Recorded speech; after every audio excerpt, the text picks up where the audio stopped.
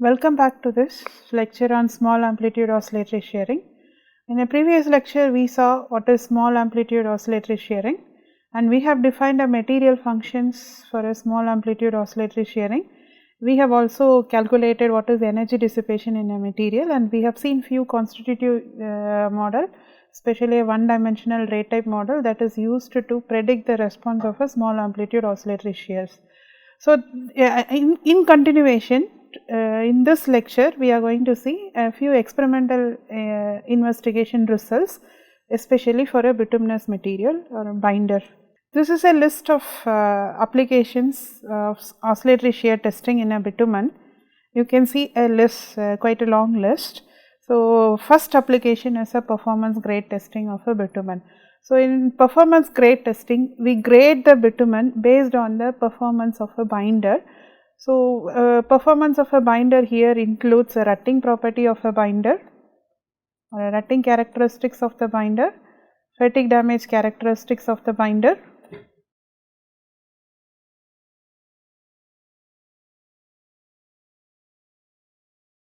so this rutting and a fatigue damage characteristics and a low temperature crack characteristics of the binder. So, this rutting fatigue damage characteristics of the binder are determined from the oscillatory shear testing of a bitumen. The details of the performance grade testing of a bitumen will be discussed a few class down. So, in the next application is the aging characteristics. So, we know the bitumen ages, and as the bitumen ages, the stiffness of the binder increases. So, the extent of aging or the extent of increase in a stiffness can be quantified using a small amplitude oscillatory shear testing. And this oscillatory shear testing aging characteristics or aging prediction based on this oscillatory shear test is further used in MEPDG design in the design of flexible pavement. So, this is a recent version of a design, so which uses a material functions that we discussed already, which is a mod of complex modulus and a phase angle value of a material estimated from a small amplitude shear testing in the design or in the aging predictions. So, we measure what is G star or mod of a G star, that is dynamic modulus, and a phase angle using a small amplitude oscillatory shear test for a different aging conditions or at a different frequency, and we give as an input in a MEPDG design. This MEPDG design, in this MEPDG design, this predicts the aging of a binder using a predictive equations. So, extent of aging is predicted from this value using a predictive equations. This small amplitude oscillatory shear is also applied to predict the fatigue performance or a fatigue damage characteristics of a bitumen. So, we know that fatigue damage in a material occurs due to a repeated loading.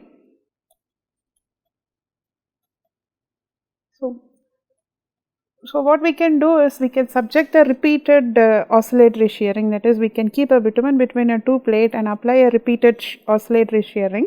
So, observe a damage that is happening in the material.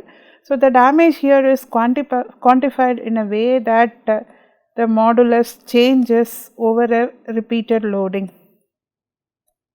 So, number of So, we observe how the values material functions such as dynamic modulus and phase angle varies as the number of load progresses, and we use a further performance prediction models to predict the response of a bitumen to a repeated loading. So, in addition to this, we can also determine a mixing and compaction temperature of a bituminous mixtures. So, we know that mixing and compaction temperature of a bituminous mixture depends on the binder characteristics. Generally, we use a viscosity value measured at different temperatures to determine the mixing and compaction temperature, especially for a unmodified binder. But for a modified binder, as this viscosity parameter is not working out, a new approach of determining a mixing and compaction temperature was used, that is based on the phase angle value. So, delta if represents a phase angle value, we know that delta is 0 for an elastic material and delta is equal to 90 for a viscous material.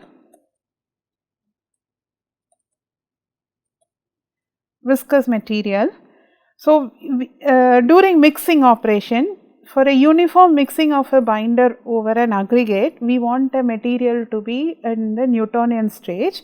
So, we identify the temperature corresponding to the phase angle of 90 or nearing 90, so that we can use that temperature in the mixing and compaction process applications.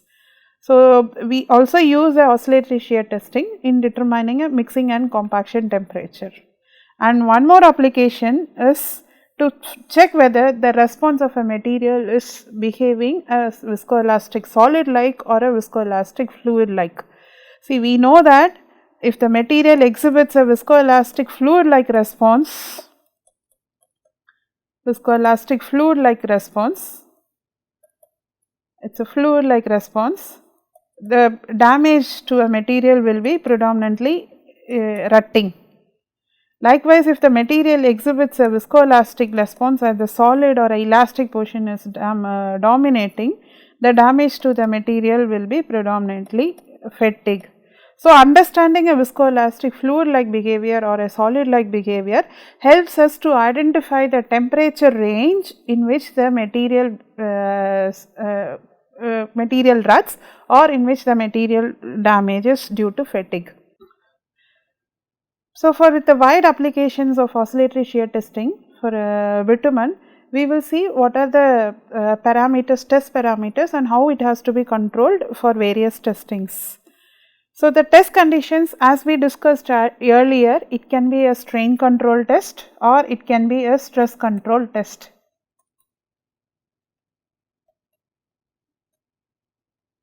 In case if it is a strain control, we apply a oscillation in such a way to control a strain in a sinusoidal pattern.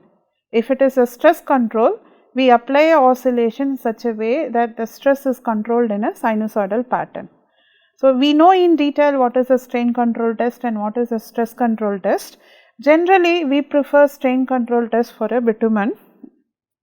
So, in a strain control test, we need to control a strain amplitude, give a strain amplitude and a frequency.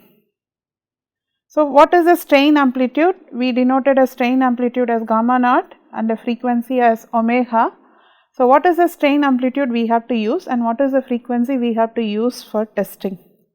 See, as a small amplitude oscillatory shear response definitions and the material functions is used or defined only within a linear regime, or when the response of the material is only linear. So, it is necessary that we have to test the material in a linear regime. To ensure that the response of the material is linear, we have to select a gamma naught carefully so that the response is linear. So, this gamma naught value which we select has to be very, very small. So, the deformation is very, very small so that the response is linear. So, now what is the small here? How do we pick the values for a linear response? That we will see it in the next slide. So, gamma naught has to be picked on the linear response. In case if the response is non-linear, if the response becomes non-linear, what will happen is, we have assumed a basic thing like gamma is a sine function exhibiting a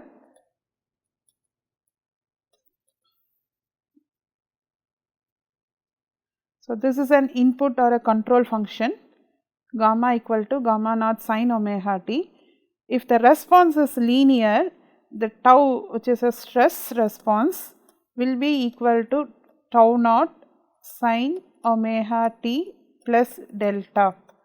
So, if the response is linear, the input function and the output function will be of the same frequency. In case if it goes in the non-linear way, this omega may not be the same as this omega. So, it will exhibit a different frequency, or it will have an higher harmonics.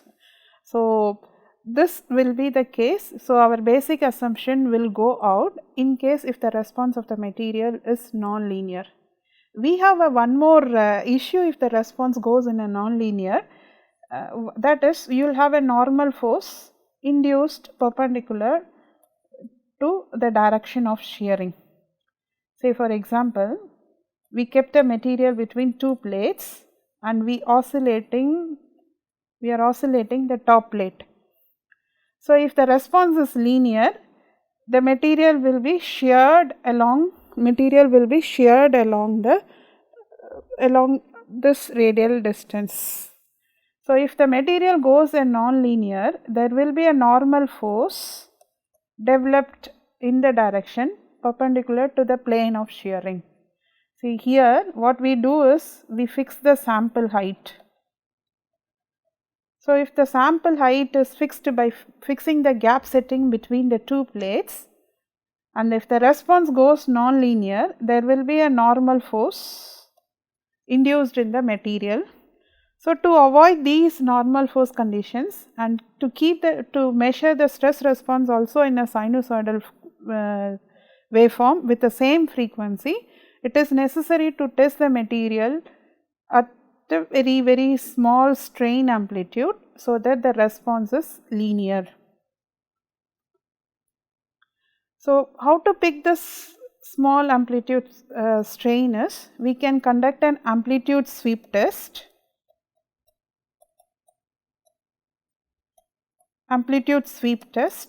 And based on this amplitude sweep test, we can pick the amplitude within a linear regime. Let us see the details of our amplitude sweep test in the next slide.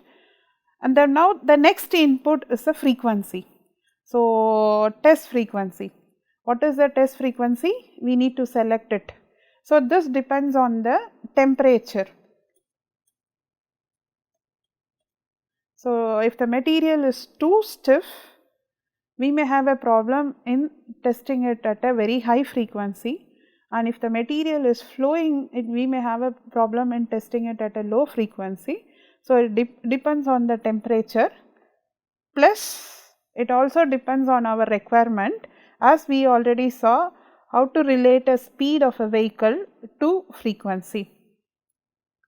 So, frequency for testing is selected based on the temperature and based on the speed. So, this temperature is a test constraint, and the speed is the parameter we expect it from the traffic. To simulate the same condition, we fix this. So, giving a strain amplitude and a frequency, we control the strain, and what is that we measure is, we measure a peak torque. Peak torque in the sense, if the strain is sinusoidal, the torque will also be sinusoidal like this. So, this is, if this is torque and this is time, torque will also be sinusoidal. We measure only this peak value of a torque. The peak value of a torque will be further converted to stress. So, we get a peak stress. From the peak stress, we can also calculate the storage modulus and the loss modulus. You know what is storage modulus by now? We represented it by G prime and the loss modulus by G double prime. So, and for this we also need a phase angle value, phase lag, which is nothing but the lag between a stress and strain. So, this phase lag will also be calculated. So, by applying a sinusoidal strain, we get a peak torque or a peak stress or a storage modulus or loss modulus and phase angle value. So, knowing these values, how to use this further in the bituminous mixture characterizations. So, before that, we will see how to fix a strain amplitude based on the for a linear response of a material. So, ASTM D7175 says that a linear regime may be defined as a small strain where the modulus is relatively independent of shear strain. So, means we need to test the material at a different shear strain, measure the modulus value and check whether the modulus value is same for different shear strain. So, for this you need to conduct an amplitude sweep test. So, test the material at different strain amplitude and measure the modulus value. So, there is always an experimental there is always a constraint with an experiment. When you conduct, the modulus value may not always accurately the same. So, to take care of this variation in the experiments, the ASTM has defined a tolerance limit, and it says that linear regime is defined as a range in strain when the dynamic modulus value is 90% or more of a initial value. So, 10% tolerance limit is given and the modulus is linear limit is defined based on the 90% modulus with respect to that initial strain value. So, this is a result of strain amplitude sweep test. So, in a strain amplitude sweep test, what we do is we do a repeated oscillation, but the amplitude of oscillation is not the same. So, we do a repeated oscillation. Initially the strain amplitude, if it is gamma naught 1, so then you increase it in the next cycle, maybe gamma naught 2. So, you increase it further and do a continuous loading like this. So, the strain amplitude here, the peak value of a strain is increased with time. This is what we do it in a strain amplitude. Strain sweep test. So, in a strain sweep test, we subject the material to an increasing strain. You can either increase the strain in a linear pattern or in a logarithmic pattern, or maybe even a stepwise, something like this. Gamma naught can be increased a stepwise, something like this. So, now you measure a dynamic modulus for a different strain values. This dynamic modulus for different strain amplitude is plotted here. This figure here, if you look into it, the initial modulus value for initial very small strain amplitude, the modulus remained constant, but over a increasing strain amplitude, the modulus decreased. So, you pick the strain value corresponding to the 90% decrease in the modulus. So, initial modulus is something near 7. So, from 7 megapascal you find out where is the 90% value and pick the strain value, corresponding strain value. This strain value gives you the linear limit. So, now if I have to test the material in a small amplitude oscillatory shearing, I have to use the strain value in this region where the response of the material is linear, not go beyond this. Here this is non-linear.